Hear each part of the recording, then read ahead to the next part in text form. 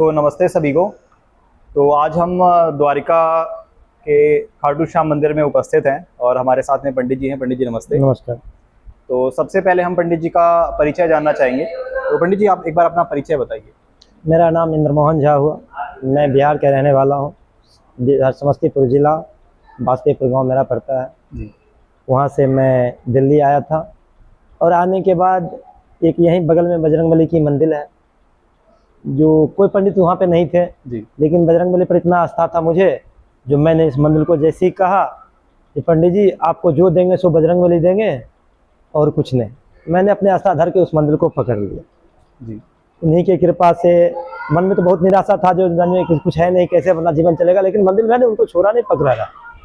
फिर यहीं के खाटू श्याम मंदिर बाबा से मुलाकात हुई, उनकी प्रेरणा से फिर अच्छी तरह चलने लगे। इन्हीं की कृपा से फिर एक DGS सेक्टर 22 का भी मंदिर पकड़ा गया, जहाँ की तनख्वाह मिलती है मुझे। तो फिलहाल बजरंगबली की कृपा से इसी तरह से मेरा चल रहा है। जी, बहुत अच्छा। तो पंडित जी कुछ प्रश्न हैं हमारे जो हम आपसे पूछना चाहेंगे, और कुछ प्रश्न धर्म से रिलेटेड हैं, कुछ सामाजिक हैं। तो सबसे पहले मैं ये जानना चाहूँगा कि एक समय था जब शूद्रों को मंदिर में प्रवेश से निषेध किया जाता था, मना किया जाता था जी।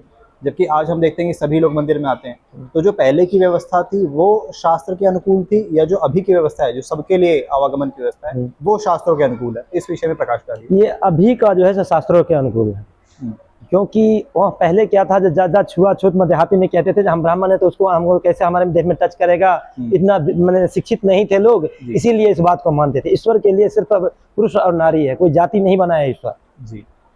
ईश्वर कोई जाति नहीं, तो इसीलिए पहले के लोग हर से करते थे। अब तो धर्म के स्थान में इसका कोई मतलब ही नहीं है, कौन क्या, उनके लिए तो सब एक समान है। बिल्कुल। ईश्वर के लिए सब एक समान है। बिल्कुल। तो उसमें तो कहीं दुम्मत ही नहीं, शास्त्र में कहीं ये नहीं लिखा हुआ जो हम पूजा कर सकते हैं वो पूजा नहीं कर सकता। बिल्कुल बिल्कुल।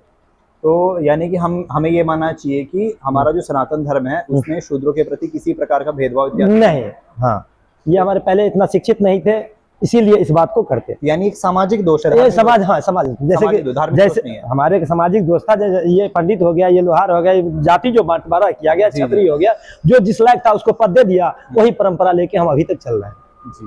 लेकिन लेकिन अब हम शिक्षित होने के बाद उस परंपरा को धीरे धीरे तोड़ रहे हैं। हाँ, अब धीरे धीरे हम शिक्षित, जैसे जैसे शिक्षित होता है वैसे वैसे इस धर्म को तोड़ता है। यानी जो जैसे जैसे लोग धर्म के प्रति अग्रसर हो रहे हैं, हाँ जी, हाँ जी, जो हम जान गए ईश्वर के जैसे सब उनके समान बालक है। जैसे कि बलि प्रथा की भी अब चर्चा हुई थी। हाँ हाँ। तो बलि प्रथा में अभी हम लोग जो करते हैं सब उनके लिए, ईश्वर के लिए सब जो है जीव है। जी जी। कोई जीव को हत्या करके वो प्रसन्न होंगे? कभी नहीं होंगे। हमारे इधर जैसे काली जी हो गए, दुर्गा जी हो गए, इनको ज्यादातर बलि दिया जाता है। हाँ। अगर यही क्वेश्चन आता है, बलि जो खस्सी बकरी को बच्चा को क्यों देते हैं, हाथी को, शेर को बच्चा को देखे क्वेश्चन आता है। बकरी क्योंकि निर्मल है, कमजोर है, इसीलिए उसको देते हैं। ये उसको नहीं देते, वो कहते हैं उनका सवारी जो है उसके लिए मैं देता हूँ। तो सवारी उनका है तो उसका व्यवस्था वो न करेंगे, हम क्यों करें? सही बात। क्या तो वो ईश्वर इतना सक्षम नहीं, अगर उसे चाहिए तो ले सके? वही बात, वो चाहे तो उनके लिए तो कोई असंभव ही नहीं। अच्छा, तो उसमें हम लोग विकल्प बहुत जगह ऐसा किया है, जैसे पर्ची लिख के या कुछ लिख के किया है कि उसके बदला में हम दूसरा कुछ कर सके। जैसे हम लोग अभी बलि देते हैं तो उसमें उड़द का दही मिला, दही मांस करके उसको लेके, वो भी भक्ति बलि में ही आता है। कहीं कहीं देखिएगा एगो सिजकोहरा होता है, उसका बलि दिया जाता है, लौकी का बलि दिया जाता है। तो वो धीरे धीरे हमारा मतलब जैसे शिक्षित बदलाव किया जा रहा है। जी जी।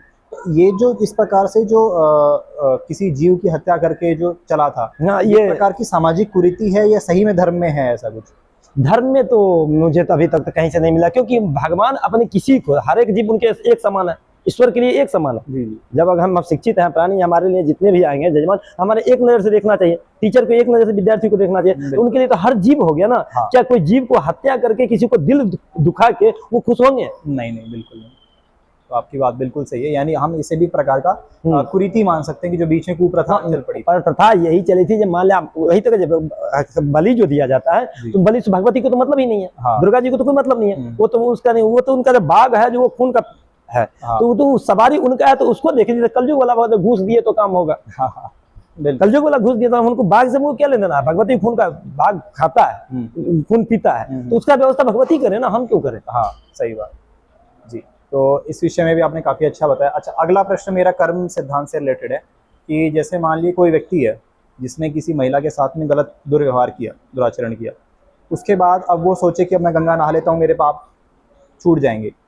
तो इस विषय में आपकी क्या मान्यता है कि ये ठीक है, या जान यही व्यवस्था है, कुछ और व्यवस्था है? नहीं, अगर हम जान के कुछ करते हैं उसको भगवान भी क्षमा नहीं करते। अनजाने में तो जो हो गया उसके लिए क्षमा है, अनजान जो हम नहीं जानते जी, उसको जो हमें कर्म का फल सबको भोगना पड़ता है। जो जन्म लिया है वो मरेगा, यही एक सत्य है जी। बीच का हमारा जीवन यात्रा है, जीवन यात्रा चलता है। हम कितने दिन के लिए यहाँ आए मुझे नहीं पता है। जी, जी। एक जैसे आज 3 घंटे का सिनेमा आप देखते हैं, शुरू होता है अंत होता है, वैसे मेरा जिंदगी है। इतने दिन का मुझे यहाँ आया है, मुझे रोल करना है। भगवान ने मुझे जन्म दिया, ठीक है। जब हम धरती पर आए तो मेरे दांत नहीं था, दूध का व्यवस्था कर दिया जी। जब हम उससे बड़ा हुए तो कर्म वो अपने हाथ में नहीं लग रखा, हाँ। वो मेरे हाथ में दे दिया, तू जैसा करोगे वैसा भोगोगे, बिल्कुल, ठीक है। उसके बाद कर्म का फल सबको भोगना पड़ा, कोई इससे वर्जित नहीं है, कोई वर्जित नहीं है। पूर्व जैसे कि हम कोई नौकरी करते हैं, जब हम यहाँ आए नौकरी करते हैं तो 30 दिन नौकरी, 40 दिन के बाद मुझे तनख्वाह मिलेगी जी। 40 दिन तक तो मुझे अपना ही चलाना पड़ेगा, चाहे नून रोटी चलाए, चाहे जैसे चलाए या कर्जा लेके चलाए, जब मिलेगा तब तो हम उसको करेंगे। उसी तरह ये कर्म जीवन का है। हम पूर्व जन्म में जो हम करके आए हैं हम तो देखे नहीं है, पूर्व जन्म हम क्या करके नहीं करके आए। तो लोग कहते हैं पंडित जी मैं पूजा पाठ करता हूँ लेकिन मैं बहुत दुखित रहता हूँ। तो सत्य के रास्ता पर, धर्म के रास्ता पर जिसने चला उसको कष्ट होता ही होता है। भगवान परीक्षा लेते हैं, उस परीक्षा में जो पास होता है वो विजय हो जाता है, उससे जो डर गया वो तो गया। बिल्कुल। आप एक बात बताइए, मैंने भगवान का आपको कहा ना बजरंगबली पर मुझे इतना विश्वास था, इतना अहंकार आ गया था, जो मेरे अपने था, जो अगर कोई आग लगा दे चारों तरफ बीच में मुझे डाल दे तो आग मुझे जला नहीं पाएगी। मेरे पास अहम आ गया, मुझे दंड मिला, मुझे मिला अभी भी मिला, मैं अपने ऊपर बता रहा हूँ। मेरे आप लड़की से, मेरी पत्नी से पूछिएगा तो मैं सोचे कहता था आग लगा के बीच में मुझे रख दो, मुझे कुछ नहीं हुआ क्योंकि बजरंगबली का मैं करता हूँ।